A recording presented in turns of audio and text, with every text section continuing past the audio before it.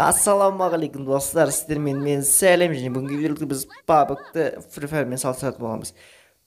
Арнаға тіркеліп, лайк басып, колокольчикті басуды ұмытпаймыз. Ал біз кеттік.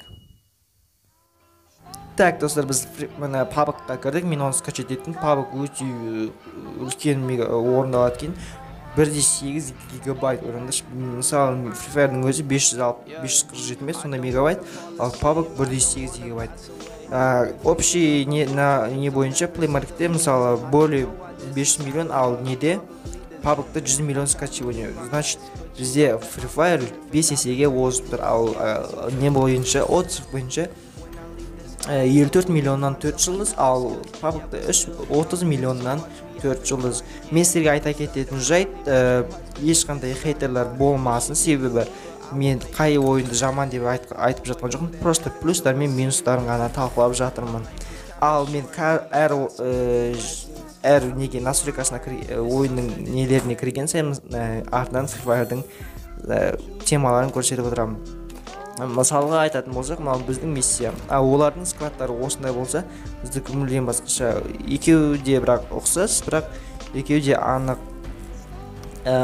Мен сіздерге айта кететін жайт, тағы Free Fire'дың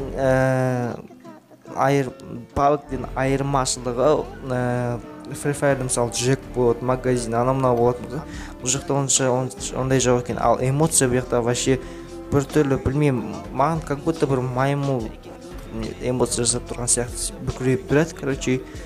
Ал енді біз ойынға кеттік, достар.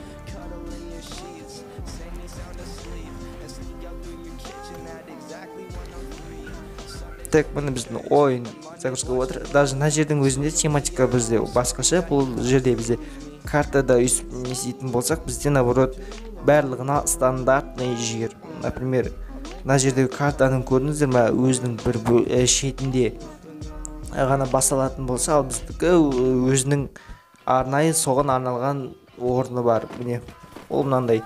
Типа біздікінде даже жетон анау жоқ, но бұларда, по-моему, ондай жоқ даже. Мен кішкене ойнадым бұны, бір сағат дейм ойнадым.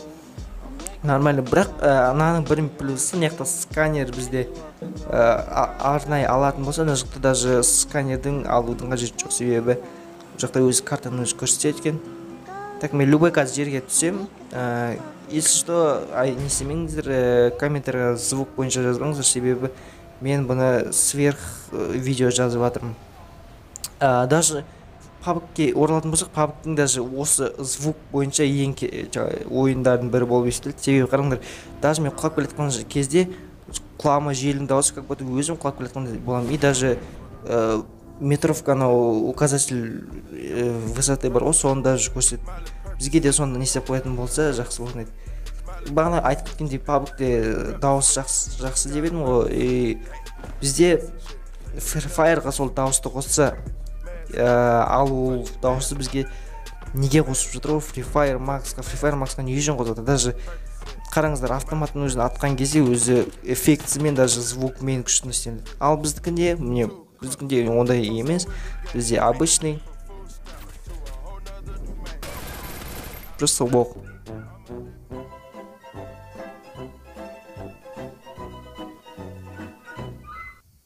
Ё-моё, ұят болды, басқасын қойыңдар, қосын кәтіғалеттерің басқасын қоя салайын. Ал, мә. Қой, ауыстырай, хайлайтта сал жергенде сей жынды май. Да, короче, оралайық біздің тематикаға. Бұл қысқаша видео, достар, себебі мен бұны арнайы прям 30 минуттық істейін деген, бірақ оны ешкім көрмейтін сияқты. Сондықтан, егер екінші несін бөлім көргіңіз келетін болса, осы видеолардың астында 100 лайк. Бірақ оны жинамайтын шығар, может екінші часть болмайды. Так, өлтіргенде де эффекттер шығып тұрса, осындай күшті кереметші. Бізде лутбокстар бар ғой да, бізге зачем да, бірақ. Ну, ладно. Так, тағы не айтып кетсем болады. Даже бұяқта мен ойнадым. Басында боттармен ойнаған шығармын, но оңай өлтірдім. Бұяқта оттежка автоматически көтеріледі екен, біздік сияқты емес. Как будто шын өмірде. Даже победаның өзі не очень ба, бір победа сезілмейді, отқаның сезілмейді. Ал сенде отсаң даже өлең шығып прям әдем кететін әдем кетеді. Так, ұнаса лайк басып, подписка жасап, комментарий жазып кетеміз. Сау болыңдар.